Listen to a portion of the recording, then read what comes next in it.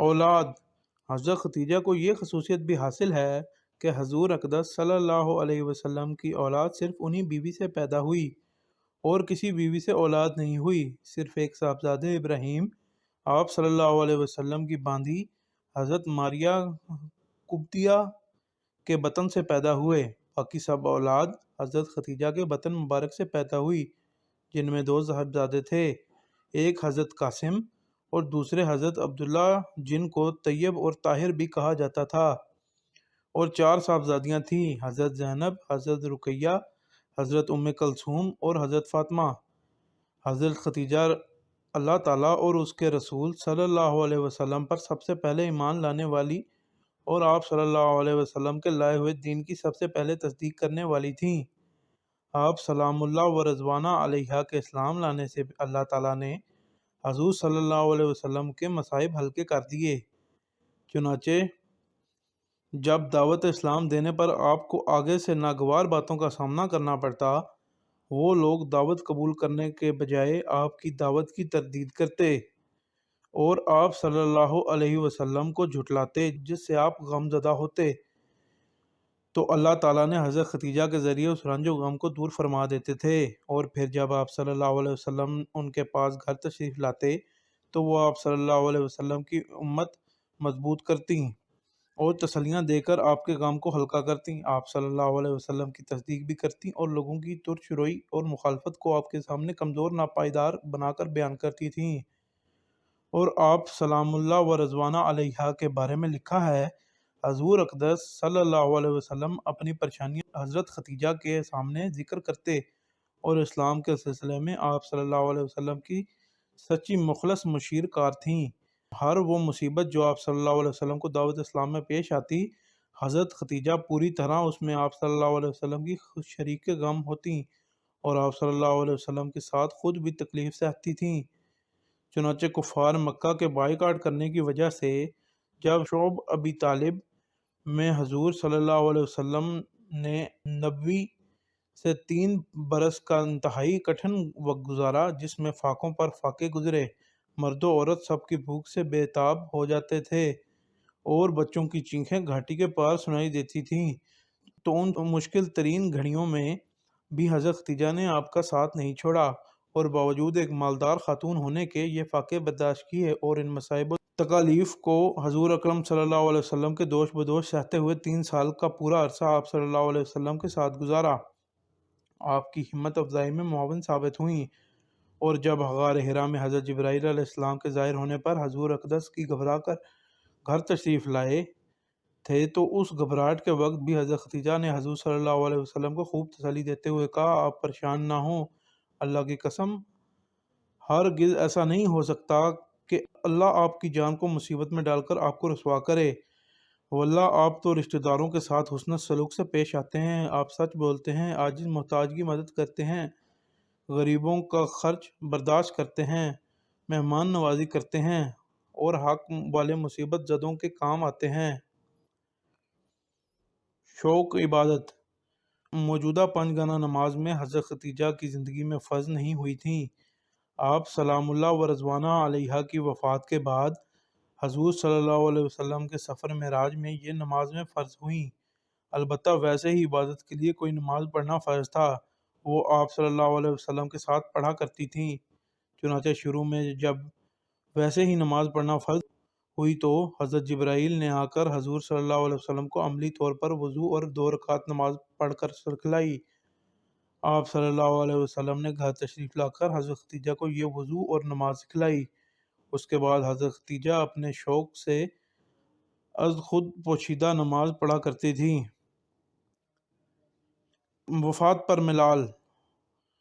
شعب ابی طالب سے خلاصی پانے کے تھوڑی مدت بعد میں آپ صلی اللہ علیہ وسلم کے مددگار و غم گسار چچا ابو طالب کا انتقال ہو گیا، جس سے کفار مکہ کھل کر آپ صلی اللہ علیہ وسلم کو تکلیف دینے کے درپے ہو گئے، اور ادھر ابو طالب کے چند روز بعد آپ صلی اللہ علیہ وسلم کی ہمدرد و غم گسار اہلیہ حضرت ختیجہ بھی انتقال فرما گئیں۔ حضرت ختیجہ کی وفات ہجرت مدینہ سے 3 سال پہلے مکہ مکرمہ کے اندر 10 نبوی رمضان المبارک کے مہینے میں ہوئی۔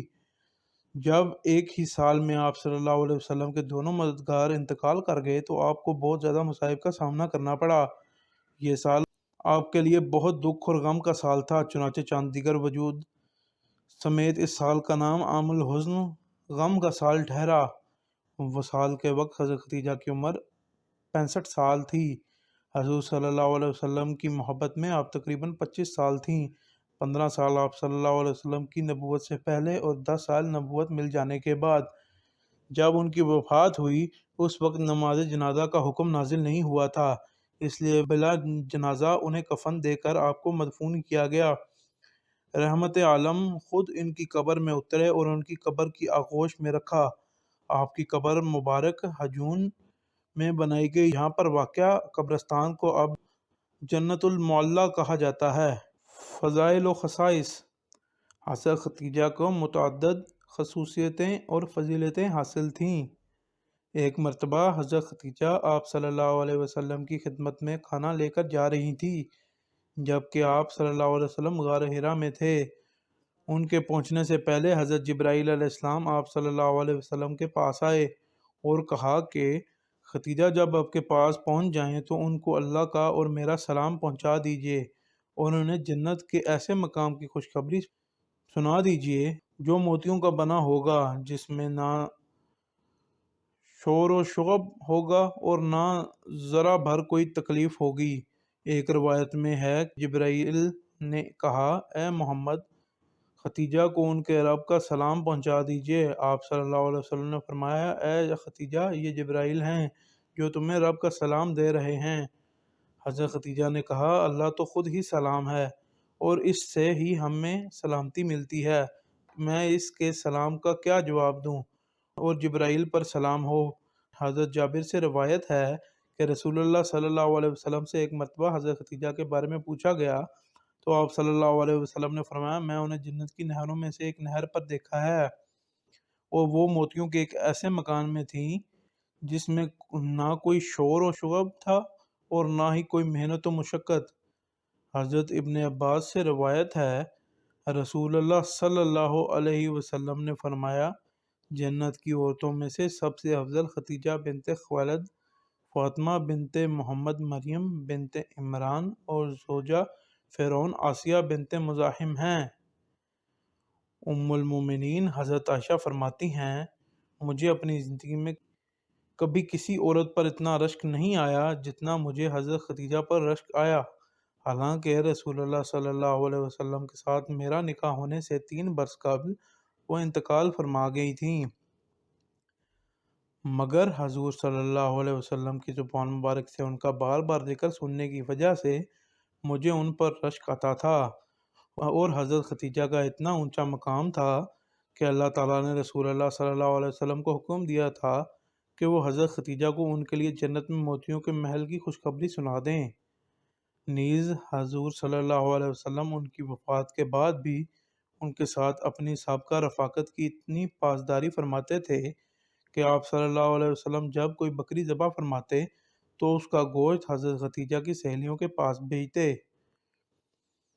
حضور صلی اللہ علیہ وسلم حضرت خدیجہ کا بہت زیادہ ذکر فرمایا کرتے تھے، چنانچہ ایک مرتبہ آپ صلی اللہ علیہ وسلم نے ان کے بارے میں فرمایا، وہ میرے اوپر اس وقت ایمان لائی جب لوگوں نے میرا انکار کیا، انہوں نے میری اس وقت تصدیق کی جب لوگوں نے مجھے جھٹلایا، اور انہوں نے اپنا مال سے میرے ساتھ اس وقت ہمدردی کی جب لوگوں نے مجھے محروم رکھا۔ نیز اللہ تعالیٰ نے مجھے ان سے اولاد عطا فرمائی جبکہ دوسری بیویوں میں سے اولاد سے محروم رہا۔ اس حدیث سے معلوم ہوتا ہے کہ رسول اللہ صلی اللہ علیہ وسلم کو حضرت خدیجہ سے کس قدر محبت تھی۔ اللہ تعالیٰ ہمارے سینوں کو بھی ازواج مطہرات کی محبت سے لبریز فرمائے اور اسی پر موت دے، آمین۔ ام المومنین حضرت خدیجہ میں چند ایسی منفرد خصوصیات ہیں جن میں دوسری کوئی زوجہ معلم اور شریک نہیں۔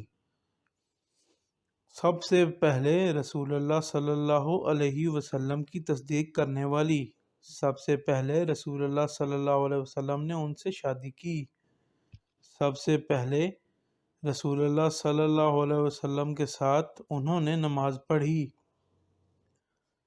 سب سے پہلے آپ صلی اللہ علیہ وسلم کی اولاد انہی سے ہوئی۔ سب سے پہلے ازواج مطہرات میں جنت کی بشارت ان کو ملی۔ سب سے پہلے اللہ تعالیٰ نے انہیں سلام پیش فرمایا۔ مومنات میں سب سے پہلی صدیقہ خاتون آپ ہیں۔ سب سے پہلے وفات پانے والی زوجہ مطہرہ بھی آپ ہی ہیں۔ سب سے پہلی شخصیت آپ ہیں جن کی قبر میں حضور صلی اللہ علیہ وسلم اترے ہیں۔